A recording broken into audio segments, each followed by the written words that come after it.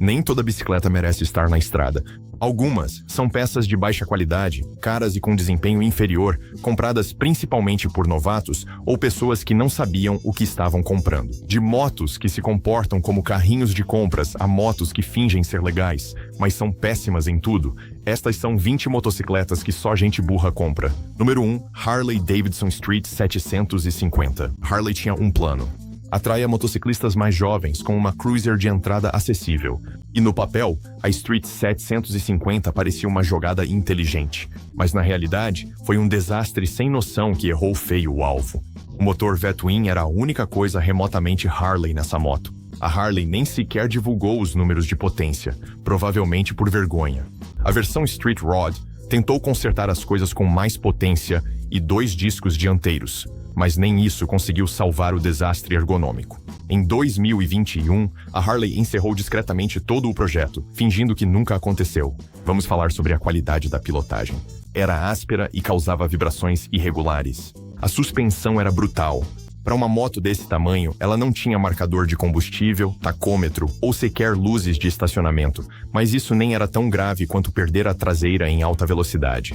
E a alimentação em baixas rotações é mais irregular que mingau velho. Quer ver o que está atrás de você? Que pena. Os retrovisores são tão curtos que servem como vendas para o ponto cego do ombro. Tentar conseguir pneus melhores e hastes mais longas ainda sairia caro, junto com peças superfaturadas e o serviço das concessionárias que tratam os donos de street como cidadãos de segunda classe. Claro, ela parece estilosa no visual todo preto, mas não é uma moto para se exibir. É aquela que você estaciona atrás do bar e torce para ninguém notar. Se você quer o estilo de vida Harley, pule esse cosplay triste. Compre uma Sportster usada. Pelo menos assim você terá uma moto com alma. Em seguida, número 2, Honda DN01. A Honda DN01 vinha com seu próprio aviso: não tenha uma. E sinceramente, esse deveria ter sido o slogan de marketing. A Honda alegou que estava tentando atrair pessoas que não pilotam, ou seja, pessoas intimidadas por motocicletas. O que eles construíram, na verdade, foi um experimento de design de 270 quilos com a praticidade de um globo de neve. A DN01 tentou ser uma cruiser, uma scooter e uma moto esportiva ao mesmo tempo e, de alguma forma, acabou não sendo nenhuma delas. Ela tinha um motor V-Twin de 680 centímetros cúbicos da Transalp, enfiado em um quadro mais longo que a maioria das Harleys, com uma distância entre eixos de mais de 1.600 milímetros. E a transmissão amigável para o usuário? Mas para amigável o que é isso? Ela tinha 2 modos automáticos e uma opção manual falsa de 6 marchas, nenhum dos quais tornava a pilotagem divertida, intuitiva ou sequer utilizável na cidade. Parecia algo que o contador do Batman pilotaria, legal à distância, mas um desastre em movimento. Seu conforto era péssimo e sua capacidade de viagem era de alguma forma ainda pior. O espaço para o passageiro simplesmente não existia. Por $14.599 americanos em 2009, você poderia ter comprado uma motocicleta de verdade ou até 2. Nem mesmo os fãs da Honda quiseram saber dela. Era tão estranha, tão impraticável e tão cara que a maioria das pessoas nem sabia que ela existia. Aqueles que sabiam provavelmente trabalhavam na concessionária, balançando a cabeça discretamente toda vez que uma aparecia para manutenção, o que não era frequente porque quase ninguém comprava. Era única, mas o mesmo vale para um Segway pegando fogo. Isso não significa que você deva pilotar Outra moto que você talvez queira evitar é a número 3, Suzuki B-King. A Suzuki B-King não é uma moto ruim. Na verdade, ela é meio incrível, mas ainda assim entra nesta lista por um motivo: promessas falsas. Quando foi apresentada como conceito no Salão do Automóvel de Tóquio de 2001, a B-King parecia ter acabado de sair da garagem do Batman. Motor Hayabusa superalimentado com 240 cavalos de potência, fibra de carbono, aço inoxidável e acabamento em couro. Ela tinha um sistema de computador com alertas meteorológicos baseados em GPS, HUD no visor do capacete, ignição por impressão digital e a capacidade de falar com ladrões pelo seu telefone. Parecia o kit do Super Máquina, só que em 2 rodas. Avançando para 2007, a versão de produção chega ao mercado sem nada disso. Sem supercharger, sem tecnologia futurista, apenas um motor Hayabusa, naturalmente aspirado com 181 cavalos de potência e 164 cavalos de força, envolto em um design que parecia estar 5 anos fora de moda. A B-King era potente, claro, mas pesada e desajeitada nas curvas. Sem ABS, tanque de combustível minúsculo, e apesar daquele motor monstruoso, o desempenho parecia estranhamente apagado, especialmente em altas rotações por minuto. É como se a Suzuki tivesse criado um trem do hype e entregado uma mobilete fantasiada. O pior de tudo é que ela nunca descobriu para quem era feita. Os viajantes a achavam impraticável. Os pilotos de rua a consideravam inchada. Os caras das arrancadas achavam o conjunto de embreagem irritante. E todo o resto simplesmente a achava confusa. Mas ela não é odiada pelo que é. Ela é lamentada pelo que poderia ter sido. A Suzuki B-King foi uma moto dos sonhos que acordou sem graça. A Suzuki não foi a única moto a fazer promessas falsas. Esta próxima bicicleta também funcionou. Número 4. Bimota V-Duo. A Bimota V-Duo tinha todos os motivos para ser lendária. Leve, bonita e equipada com um motor de 2 tempos de 500 centímetros cúbicos, numa época em que a MotoGP ainda os venerava. E o melhor de tudo, prometia um motor stroker com injeção de combustível e combustão limpa, construído não por amadores, mas pela Bimota, os reis da engenharia artesanal. Deveria ter sido perfeito. Em vez disso, foi um ataque de pânico sobre 2 rodas. A injeção eletrônica de combustível há muito era o toque de morte dos motores 2 tempos. Ninguém conseguia fazê-la funcionar. Mas a Bimota tentou mesmo assim, passando mais de uma década desenvolvendo a V-Duo em torno do seu próprio sistema de injeção direta. Mas simplesmente não funcionou. O resultado foi uma moto que tossia, engasgava, morria e ocasionalmente tentava se lançar para o espaço com explosões aleatórias de aceleração total. Pilotos experientes, estamos falando de caras acostumados a domar máquinas mortais aos domingos, até chamaram a moto de impossível de pilotar. Não havia como consertar. As promessas de atualizações de software nunca se concretizaram. A única solução real era arrancar o sistema de injeção e instalar carburadores. Após anos de expectativa, a Bimota acabou recomprando as motos em vergonha, indo à falência no processo. E mesmo assim, ela ainda parece deslumbrante. Alguns colecionadores estão pagando mais de $30 mil por exemplares com pouca quilometragem. Aparentemente, a nostalgia vende, mesmo quando o produto mal funciona. Pelo menos o V-Duo sabia qual era a sua aparência. Esta próxima bicicleta não. Número 5, Yamaha Niken GT. A regra é, 2 rodas e um motor equivalem a uma motocicleta. Então, afinal, o que diabos é a Yamaha Niken? 3 rodas, 2 garfos, um preço que diz inovação premium e uma base de compradores que disse, não, obrigado. A maioria das pessoas nunca viu uma dessas na rua, só em showrooms acumulando poeira e olhares de pena. A Yamaha teve a brilhante ideia de pegar o motor do MT-09, um dos melhores deles, e colocá-lo em uma Sport Touring de 3 rodas que parece ter saído de um delírio dos Transformers. É como se alguém olhasse para a Honda DN01 e dissesse, e se fosse mais pesada e uma Unai, e chamasse isso de progresso. Para quem isso foi feito? Não foi para os fãs de esportivas, porque eles queriam uma R9, não um tanque de 3 pernas. Nem para os viajantes, porque eles já tinham a Tracer 9 GT. E os fãs de triciclos? A maioria deles abandonou a cena quando a Can-Am parou de fingir que aquelas coisas eram legais.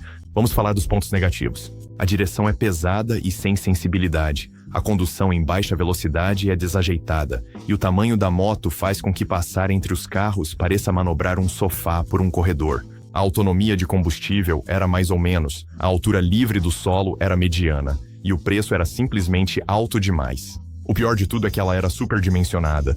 A dianteira parece uma aranha mecânica e tem mais peças móveis do que um relógio suíço, o que significa mais coisas para quebrar. E boa sorte consertando sem um doutorado em dinâmica de suspensão. A Niken GT não era uma moto terrível no geral, porque ainda há alguns pilotos que juram que é uma das melhores coisas que já pilotaram. A próxima moto idiota da lista é a número 6, Suzuki RS5.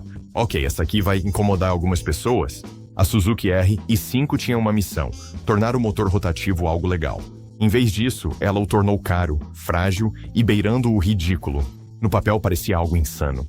Um motor Wankel de alta rotação em uma moto de turismo japonesa. Mas na realidade, a R5 precisava de mais manutenção do que tempo de pilotagem. As pontas do rotor se desgastavam como borrachas e o famoso metal macio da Suzuki não ajudava. Uma avaliação disse que ela precisava de uma oficina no final de cada estrada. O consumo de óleo era pior do que o de uma 2 tempos em dia de corrida. e a sede do motor por combustível fazia você apostar se conseguiria rodar 160 km com um tanque. Se você acelerasse demais, cortava essa autonomia pela metade. Você provavelmente só conseguiria fazer uma viagem de longa distância com ela se levasse um mecânico e um caminhão de combustível junto. E o design era o melhor. O radiador parecia ter sido roubado de um tanque da Segunda Guerra Mundial.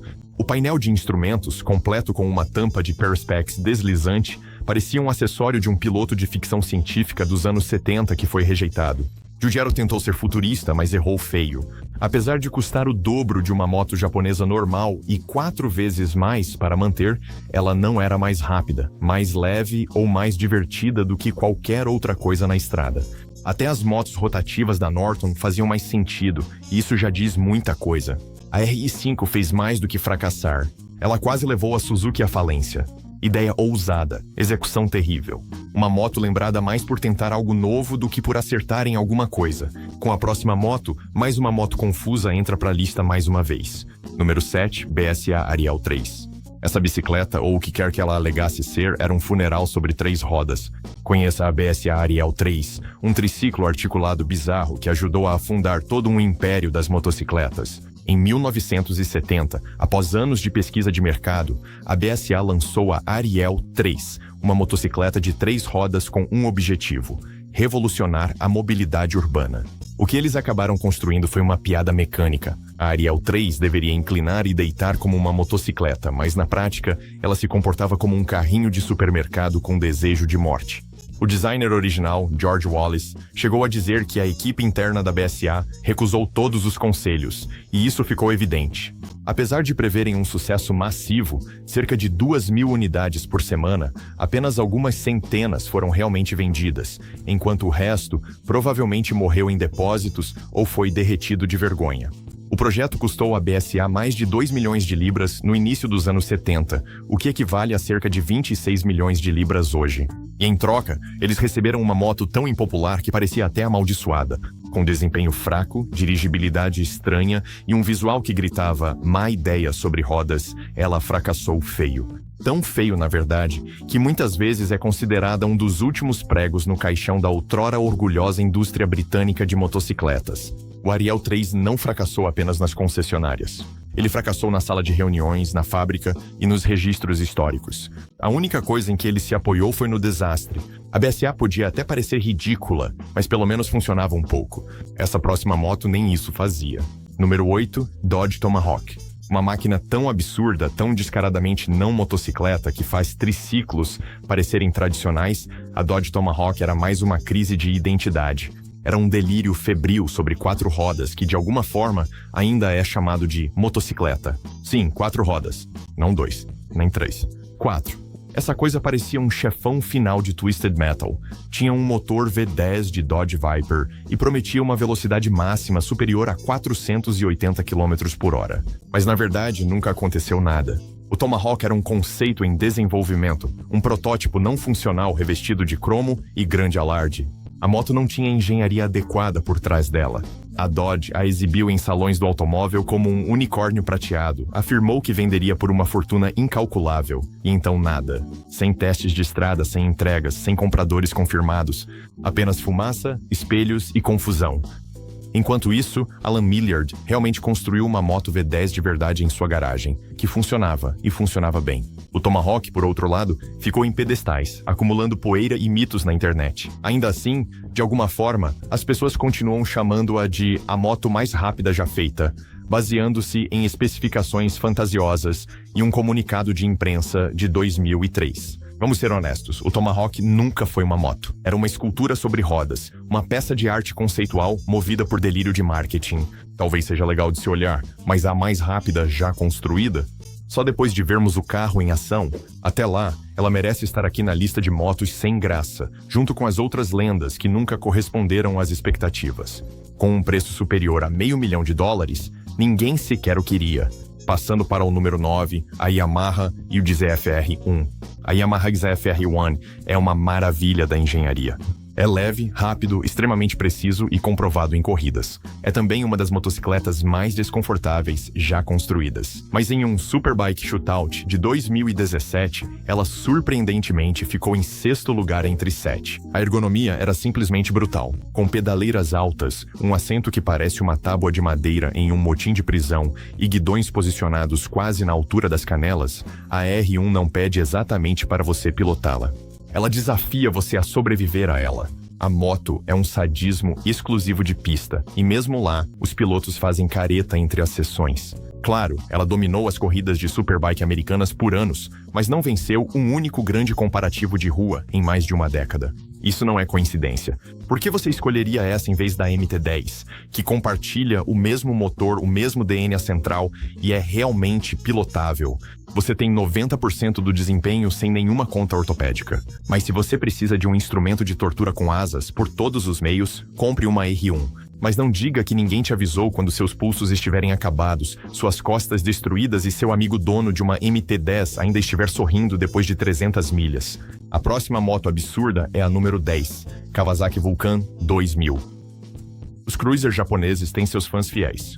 Eles geralmente são mais suaves, mais confiáveis e melhor construídos do que suas inspirações americanas. Mas às vezes o imitador se empolga demais, e a Kawasaki Vulcan 2000 é o exemplo A desse desastre. Essa coisa pesava 372 quilos a seco, basicamente uma geladeira em formato de motocicleta. A Kawasaki achou que, se os fãs da Harley adoravam V-twins grandes, eles iriam amar um monstro de torque de 2.053 cilindradas com 121 libras-pé disponíveis. E claro, o motor puxava como um trem de carga, até você chegar a 5.200 rotações por minuto e bater no limitador de giros como um bêbado pulando em uma cama elástica. E que Deus ajude sua mão, porque a embreagem exigia força de Hulk. Os pilotos brincavam que ela vinha com uma assinatura de academia. O assento ficava a 68 centímetros do chão, mas era comicamente largo e fino, castigando tanto pilotos baixos quanto altos. O guidão era tão esticado que parecia que você estava pilotando um biplano, não passeando por um boulevard. Ela parecia pesada. Ela era pesada. Até tirá-la do descanso lateral parecia como levantar um pequeno cavalo no peso morto. E quando a crise financeira de 2008 chegou, esse encouraçado cromado afundou junto com o navio, assim como o resto do movimento dos cruisers do quanto maior, melhor. Sim, ela tinha potência. Sim, era bem construída. Mas, ao tentar superar a Harley sendo mais Harley que a própria Harley, a Kawasaki criou uma motocicleta que de alguma forma era demais e insuficiente ao mesmo tempo. Em seguida temos o número 11, Hyosung GT 650R. Se a Hyosung realmente fabricou motores para a Suzuki, dizem por aí que eles claramente guardaram os bons para a Suzuki.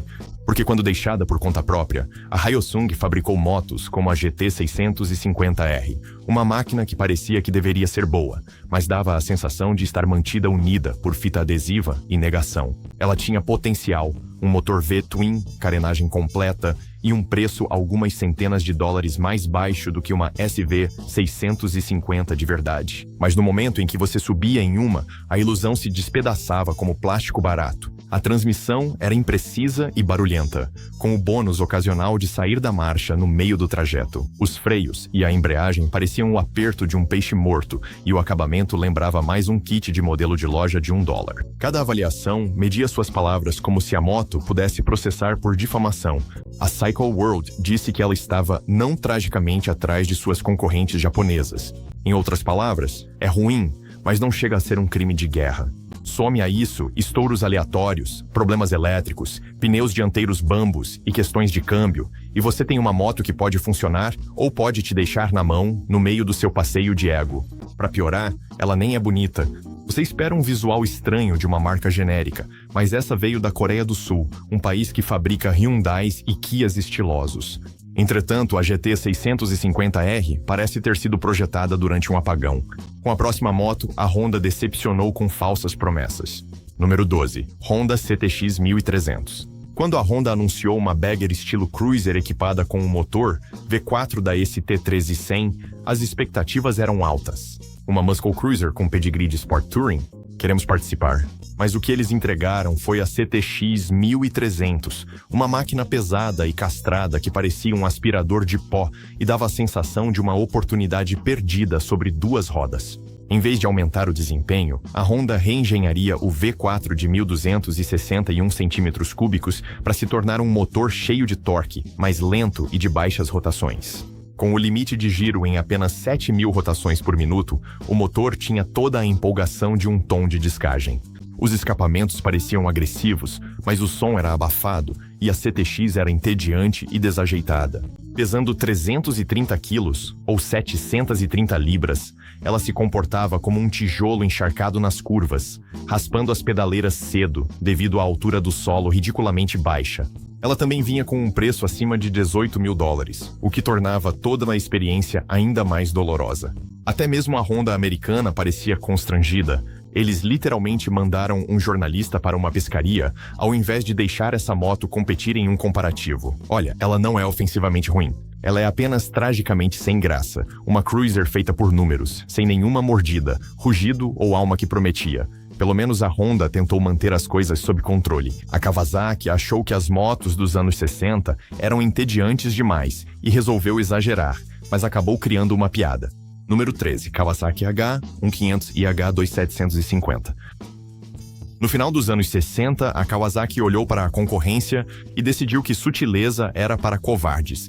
Então enfiaram um motor tricilíndrico 2 tempos cuspindo fogo em um quadro leve e chamaram de H1. O resultado foi uma moto com 60 cavalos de potência, aceleração explosiva e toda a integridade estrutural de uma cadeira dobrável. A H1 foi o começo da loucura. Depois veio a HH2 em 1972, aumentando para 750 centímetros cúbicos e 74 cavalos de potência. Mais velocidade, mais fumaça, mais pilotos apavorados. Não demorou para a H2 ganhar seu infame apelido Widowmaker, fazedora de viúvas, e ela fez por merecer.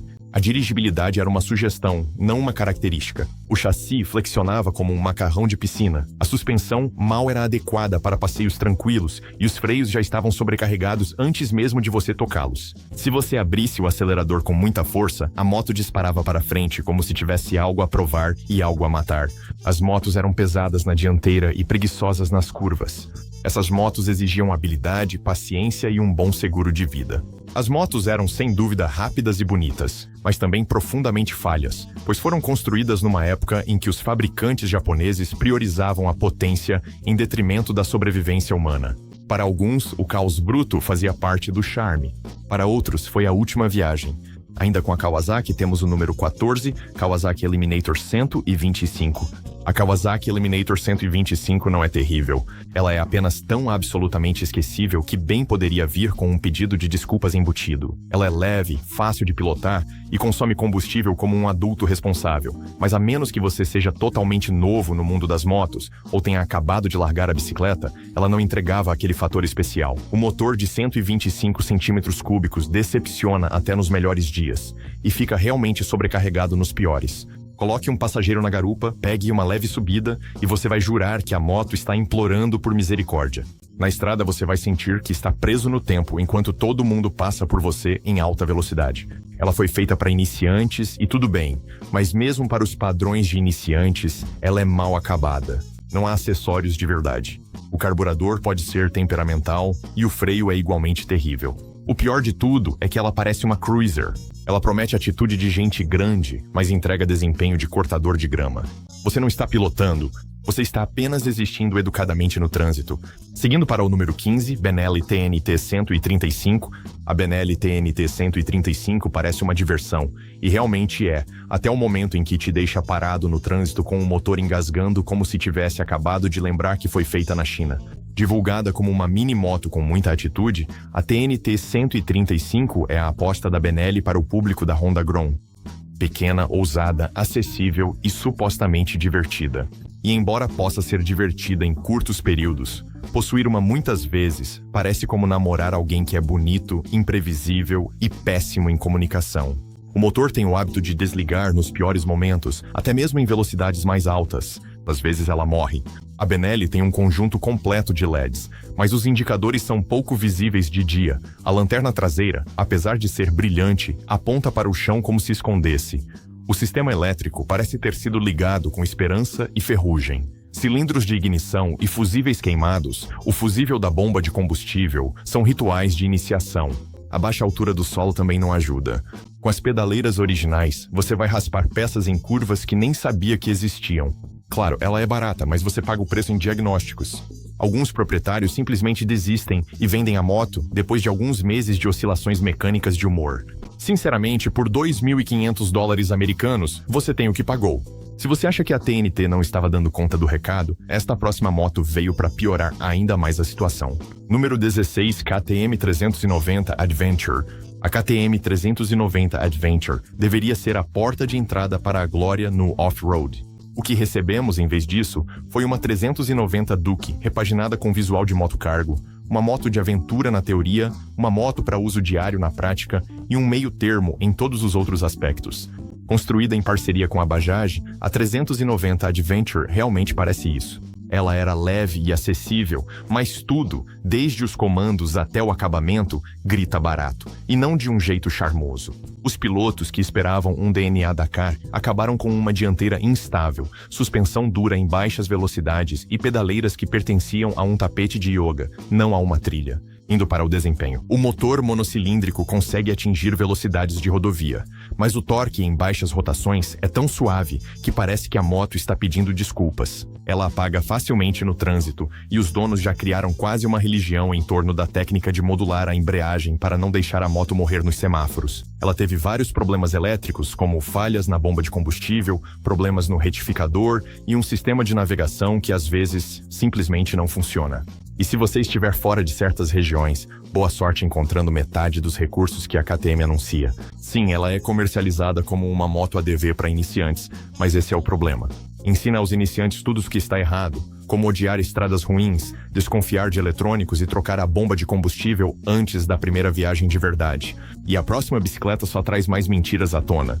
Número 17. Aprilia Moto 6.5. A Aprilia Moto 6.5 foi concebida para ser ousada, artística e diferente. Missão cumprida. Parecia que um cone de trânsito tinha cruzado com um liquidificador. Desenhada por Philippe Starck, a Moto 6.5 não era tanto uma motocicleta, mas sim uma peça de conversa que ninguém queria ter. Vamos começar pelo design. Ela tentou ser futurista, minimalista e elegante. Em vez disso, tornou-se uma aula magna de como alienar todos os tipos de motociclistas de uma só vez.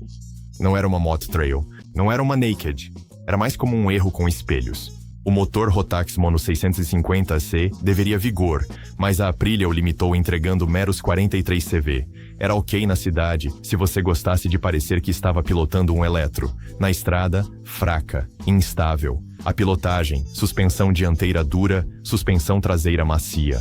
A suspensão não conseguia decidir se devia punir você ou lhe dar uma falsa sensação de conforto antes de chegar ao fundo do poço. A qualidade de construção também não era das melhores. Peças se soltaram, a corrosão apareceu como se tivesse sido convidada, e os proprietários relataram de tudo, desde bujões de cárter espanados até sistemas de freio obstruídos. A confiabilidade era praticamente inexistente. Essa próxima bicicleta não se encaixa exatamente na lista, mas as primeiras versões dela tinham alguns problemas.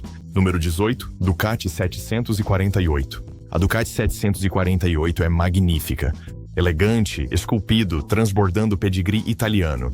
É também um sinal de alerta para quem pensa que ter uma Ducati significa apenas pilotar e sorrir. Na maioria das vezes, são as versões da moto do final dos anos 90. O 748 exige atenção constante. Ajustes de válvulas, troca da correia dentada, verificação de fluidos, manutenção atrasada é má notícia. Prepare-se para lidar com balancins, virabrequim, mangueiras velhas. A embreagem é horrível e sem sensibilidade. Parece que você está tentando espremer concreto por um canudo. Os pilotos não ligavam porque usavam uma vez na largada e nunca mais tocavam, mas no mundo real é uma dor de cabeça. Em seguida, número 19, Morbidelli 58. O Morbidelli 58 deveria ter sido uma obra-prima. Giancarlo Morbidelli, ex-gênio das corridas, decidiu construir a motocicleta italiana mais rápida, suave e confortável de todos os tempos. Em vez disso, ele nos deu um anfíbio de $200 mil com guidão. Vamos começar pelo lado bom, o motor. Um V8 de 847 cm3, 32 válvulas, DOHC, que ronronava como um relógio suíço. Infelizmente, também se movia como um relógio suíço. Delicado, caro e, no fim das contas, decepcionante. Ele entregava 100 cavalos de potência. Nada mal se você estivesse pilotando isso nos anos 1970. Na realidade, era superado por tudo, desde motos de 1000 cilindradas até scooters raivosas. E então tem o design. Culpe a Pininfarina o quanto quiser, mas essa coisa parecia um sapo no meio de uma vasectomia. A carenagem original era tão horrível que precisou ser refeita. E mesmo assim, ainda parecia algo que nem seus pesadelos conseguiriam terminar de renderizar. O chassi era curto demais. A condução era desconfortável, não havia espaço para passageiros e a estabilidade era uma piada. Era uma contradição movida a V8. Extremamente engenheirada, mas completamente inutilizável. Por um preço equivalente ao de uma pequena vila, você esperaria algo transcendente. O que você recebia era uma exótica rainha de garagem com um ego frágil e uma ergonomia ainda pior. Apenas 3 ou 4 foram construídas, e ninguém fez fila por mais. A Morbidelli 58 virou peça de museu antes mesmo de se tornar uma motocicleta. E finalmente, número 20, Suzuki TM400 Cyclone. A Suzuki TM400 Cyclone foi lançada em 1971 e conquistou sua reputação da maneira mais difícil, derrubando, sacudindo e mutilando uma geração de pilotos que ousaram subestimar suas mudanças de humor. Vamos ser claros, essa não era uma moto mal construída, ela era apenas horrivelmente descontrolada. No seu núcleo, havia um monocilíndrico 2 tempos de 396 centímetros cúbicos, com uma faixa de potência tão imprevisível que poderia muito bem ter sido aleatória. Num momento ela estava engasgando, no seguinte estava empinando e se lançando em órbita baixa. Jody Weisel, da Motocross Action, não a chamou de "a pior moto que já pilotei", como uma piada. Ele estava falando sério. A dirigibilidade era mais parecida com se segurar pela própria vida. A TM400 não fazia curvas, ela simplesmente avançava na direção que escolhia. A suspensão traseira era pré-histórica, o quadro flexionava como uma régua molhada e o controle do acelerador era tão binário quanto uma mina terrestre. E sim, Roger DeCoster correu com uma, mas se sua habilidade de pilotagem for qualquer coisa abaixo de um semideus de nível de fábrica, a TM400 vai te devorar vivo. Um iniciante em uma Cyclone estava basicamente se inscrevendo para uma aula de física sobre dor.